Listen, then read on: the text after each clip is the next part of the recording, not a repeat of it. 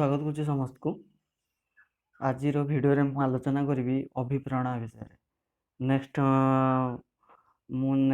ଗତ ଭିଡ଼ିଓରେ କହିଥିଲି ଯେ ଅଭିପ୍ରେରଣା ବିଷୟରେ ଆଜି ଆଲୋଚନା କରିବି। ଆଜି ଭିଡ଼ିଓଟି ମୁଁ ନେଇ ଆସିଛି ଅଭିପ୍ରେରଣା ଉପରେ। ଆଉ ଭିଡ଼ିଓଟିକୁ ଆରମ୍ଭ କରିବା ପୂର୍ବରୁ ଆପଣମାନେ ଚ୍ୟାନେଲକୁ ଲାଇକ୍ କରନ୍ତୁ, ସବସ୍କ୍ରାଇବ୍ କରନ୍ତୁ। ଆଉ ଯାହା ବି ଡାଉଟ୍ ରହିଛି କମେଣ୍ଟ ବକ୍ସରେ ନିଶ୍ଚିତ କମେଣ୍ଟ କରନ୍ତୁ। ଚାଲନ୍ତୁ ଆରମ୍ଭ କରିବା। ଅଭିପ୍ରେରଣା ଆମେ କାହାକୁ କହିବା?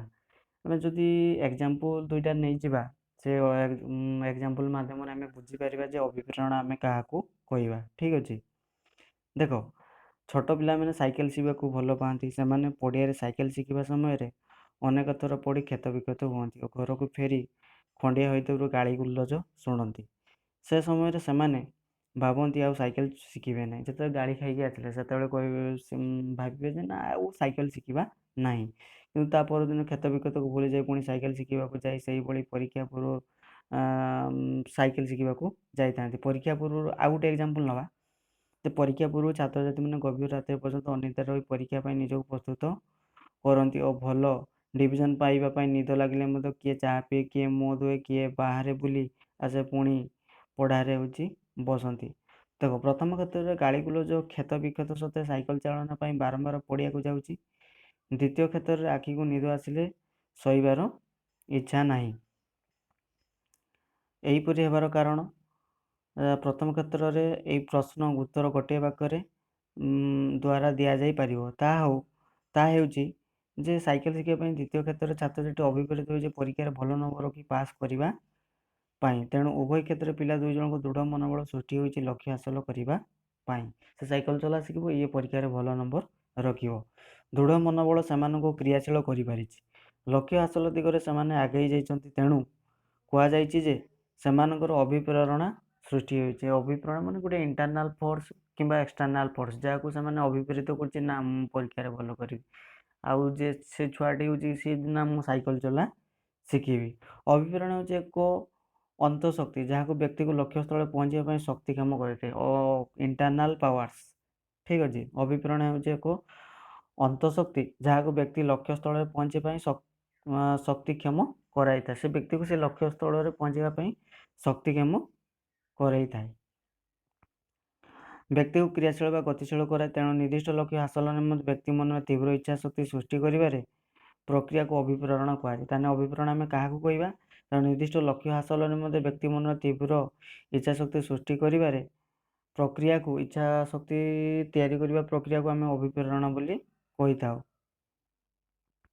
ତାପରେ ଦେଖ, ଅଭିପ୍ରେରଣା ଉପରେ ଅଭିପ୍ରେରଣା ଶବ୍ଦଟି ମୋଟିଭ୍ ଶବ୍ଦରୁ ସୃଷ୍ଟି, ଯାହାର ଅର୍ଥ କ୍ରିୟାଶୀଳ ବା ଗତିଶୀଳ। ମୋଟିଭ୍ ଶବ୍ଦରୁ ସୃଷ୍ଟି, ଯାହାର ଅର୍ଥ ହେଉଛି କ୍ରିୟାଶୀଳ ବା ଗତିଶୀଳ। ବ୍ୟକ୍ତିର ତାର ଆବଶ୍ୟକତା ପୂରଣ ପାଇଁ ବା ଲକ୍ଷ୍ୟ ହାସଲ ପାଇଁ ଦୃଢ଼ ମନୋବଳ ନେଇ କାର୍ଯ୍ୟ କଲେ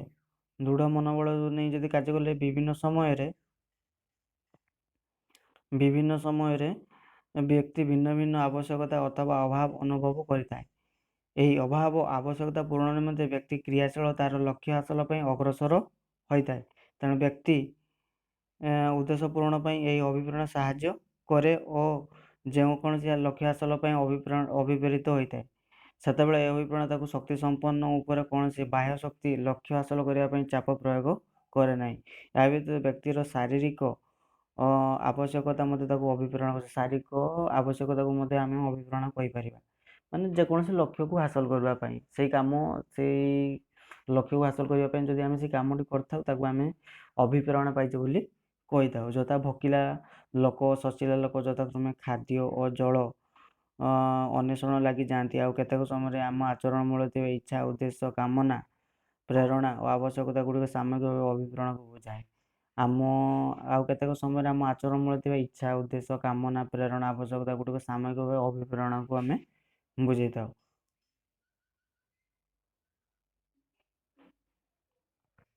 ଠିକ୍ ଅଛି।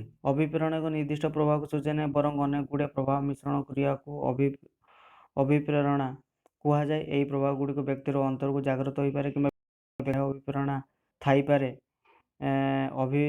ତେଣୁ ଅଭିପ୍ରେରଣ ଦୁଇ ପ୍ରକାର ହୋଇପାରେ, ଯଥା ବାହ୍ୟ ଅଭିପ୍ରେରଣା ଓ ଅଭ୍ୟନ୍ତରୀଣ। ଅଭିପ୍ରେରଣ ହେଉଛି ଦୁଇ ଭାଗରେ ବିଭକ୍ତ କରାଯାଇଛି, ଯଥା ହେଉଛି ବାହ୍ୟ ଅଭିପ୍ରେରଣ ଏବଂ ଅଭ୍ୟନ୍ତରୀଣ ଅଭିପ୍ରେରଣ। ତ ବାହ୍ୟ ଅଭିପ୍ରେରଣ ଆମେ କାହାକୁ କହିବା? ଦେଖ, ଛୋଟ ପିଲାମାନଙ୍କ ମଧ୍ୟରେ ସ୍ୱକୀୟ ଅଭିପ୍ରେରଣ ଦେଖାଯାଏ ନାହିଁ। ସେଥିପାଇଁ ପିତାମାତା ବା ଶିକ୍ଷକ ଶିଶୁକୁ କୌଣସି ଆଚରଣ ଶିକ୍ଷା ଦେବା ସମୟରେ ବିଭିନ୍ନ ପ୍ରକାର ପ୍ରଲୋଭନ ଦେଖାଇ ବାହ୍ୟ ଅଭିପ୍ରେରଣ ମାଧ୍ୟମରେ ଶିଶୁକୁ ଉତ୍ସାହିତ କରିଥାନ୍ତି। ଠିକ୍ ଅଛି। ଶିଶୁ ମଧ୍ୟରେ ସେମିତି କୌଣସି ହେଉଛି ସ୍ୱକୀୟ ଅଭିପ୍ରେରଣ ଦେଖାଯାଏ, ତାଙ୍କ ମନୋବୃତ୍ତି ସେମିତି ନଥାଏ। ବାହ୍ୟ ଅଭିପ୍ରେରଣ ଶିଶୁର ପରିବେଶରେ ଜାତ ହୋଇଥାଏ।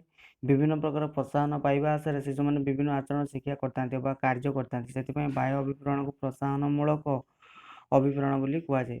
ପ୍ରଶଂସା, ପୁରସ୍କାର, ଭଲ ନମ୍ବର, ସମ୍ମାନ, ସ୍ୱୀକୃତି ପାଇବା ଆଶାରେ ବା ଗାଳି, ନିନ୍ଦା, ମାଡ଼ ବା ଦଣ୍ଡରୁ ମୁକ୍ତି ପାଇବା ପାଇଁ ଯେହେତୁ ଶିଶୁମାନେ ଉତ୍ତମ ଆଚରଣ ଶିକ୍ଷା କରିଥାନ୍ତି। ଶିଶୁ କିସ କରେ ନା ପ୍ରଶଂସା, ପୁରସ୍କାର, ଭଲ ନମ୍ବର, ସମ୍ମାନ ବା ସ୍ୱୀକୃତି ପାଇବା ଆଶାରେ ବା ହେଉ ଗାଳି, ନିନ୍ଦା, ମାଡ଼ ବା ଦଣ୍ଡରୁ ମୁକ୍ତି ପାଇବା ପାଇଁ ହେତୁ ଶିଶୁମାନେ ଉତ୍ତମ ଆଚରଣ ଶିକ୍ଷା କରିଥାନ୍ତି ତଥା ବିଭିନ୍ନ କାର୍ଯ୍ୟ କରିଥାନ୍ତି ଓ ସେମାନେ ଖରାପ ଆଚରଣ ପ୍ରଦର୍ଶନ କରିବା ପାଇଁ ବା କାର୍ଯ୍ୟ ତ୍ରୁଟି ନ କରିବା ପାଇଁ ଚେଷ୍ଟା କରିଥାନ୍ତି। ଏହା ବାହ୍ୟ ଅଭିପ୍ରେରଣ ଦୃଷ୍ଟାନ୍ତ। ଆଜିକାଲି ପାଠ ପଢ଼ାପଢ଼ି ପ୍ରତି ସ୍ୱତଃସ୍ଫୂର୍ତ୍ତ ଭାବେ ଆଗ୍ରହୀ ଥିବା ପିଲାଙ୍କୁ କମ୍ ଦେଖିବାକୁ ମିଳେ।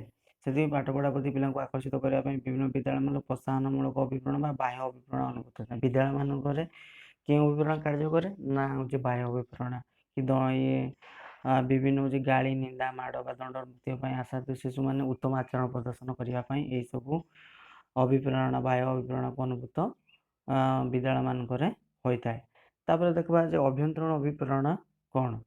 ଯେତେବେଳେ ବ୍ୟକ୍ତି ଅନ୍ତର୍ମଧ୍ୟରୁ ପ୍ରେରଣା ପାଇଁ ସ୍ୱତଃସ୍ଫୂର୍ତ୍ତ ଭାବେ କୌଣସି କାର୍ଯ୍ୟ କରିବା ପାଇଁ ବା କୌଣସି ଆଚରଣ ପ୍ରଦର୍ଶନ କରିବା ପାଇଁ ଆଗେଇ ଆସେ, ତାକୁ ସ୍ୱକୀୟ ଅଭିପ୍ରେରଣ ବା ଅଭ୍ୟନ୍ତରୀଣ ଅଭିପ୍ରେରଣ ବୋଲି କହିଥାଉ। ଯେତେବେଳେ ଅନ୍ତର ମଧ୍ୟରୁ ତା ଅଭିପ୍ରେରଣ ଜାତ ହୁଏ ବା ଅନ୍ତର ମଧ୍ୟରୁ ସେ ଶକ୍ତି ପାଏ ସେତେବେଳେ ଆମେ ତାକୁ କହିବା ଅଭ୍ୟନ୍ତରୀଣ ଅଭିପ୍ରେରଣା ବା ସ୍ୱକୀୟ ଅଭିପ୍ରେରଣ ବା ଅଭ୍ୟନ୍ତରୀଣ ଅଭିପ୍ରେରଣ ବୋଲି କୁହାଯାଏ।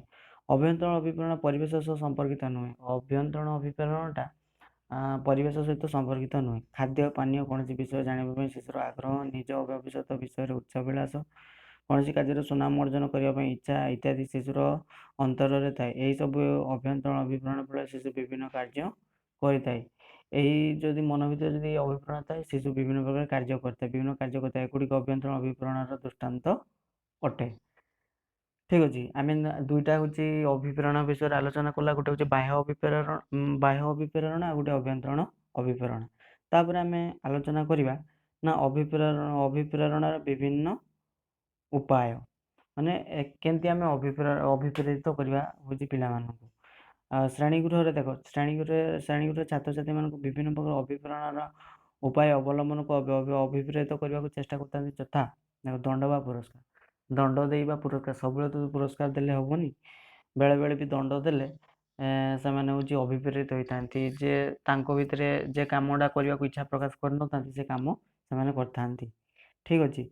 ତାପରେ ଫଳାଫଳ ବିଷୟରେ ଅବଗତ କରାଇବା ଓ ପ୍ରଗତିପତ୍ର ପ୍ରଦାନ। ଫଳାଫଳ ବିଷୟରେ ନା ଗୋଟେ ଛୁଆ ହେଉଛି ଗୋଟେ ବିଷୟରେ ଖରାପ କରିଛି ଆଉ ଗୋଟେ ବିଷୟରେ ଭଲ କରିଛି, ସେଇ ବିଷୟରେ ଆମେ ଯଦି ଅବଗତ କରିବା ନା ତୁ ଏଇ ବିଷୟରେ ହେଉଛି ଭଲ କରିନୁ, ସେଇ ବିଷୟରେ ଟିକେ ଭଲ କଲୁ, ଏଇ ବିଷୟଟା ଚେଷ୍ଟା କର, ଯଦି ଆମେ ବୁଝେଇ ପାରିବା ତାହେଲେ ଆମେ କହିପାରିବା ଯେ ତା ଭିତରେ କିଛି ଆମେ ଅଭିପ୍ରେରଣା ସୃଷ୍ଟି କଲେ ବୋଲି। ଫଳାଫଳ ବିଷୟରେ ଅବଗତ କରିବା, ପ୍ରଗତିପତ୍ର ପ୍ରଦାନ କରିକି ଆମେ କରିପାରିବା। ନିର୍ଦ୍ଦିଷ୍ଟ ଲକ୍ଷ୍ୟ ଏବଂ ଉଦ୍ଦେଶ୍ୟ ଗଠନ। ନିର୍ଦ୍ଦିଷ୍ଟ ଲକ୍ଷ୍ୟ ଆଉ ଉଦ୍ଦେଶ୍ୟ ଗଠନ ମାଧ୍ୟମରେ ମଧ୍ୟ ଜଣେ ଅଭିପ୍ରେରିତ ହୋଇପାରିବ। ଶିକ୍ଷାଦାନରେ ବିଭିନ୍ନ ପ୍ରଣାଳୀ ଆଉ ଉପକରଣ ବ୍ୟବହାର ଦ୍ୱାରା ସେ ଅଭିପ୍ରେରିତ ହୋଇପାରିବ। ଆଗ୍ରହ ମନୋବୃତ୍ତିର ବିକାଶ। ଯଦି ଆଗ୍ରହ ମନୋବୃତ୍ତିକୁ ଆମେ ବିକାଶ କରିପାରିବା, ସେ ନିଶ୍ଚିତ ଭାବରେ ଅଭିପ୍ରେରିତ ହେବ।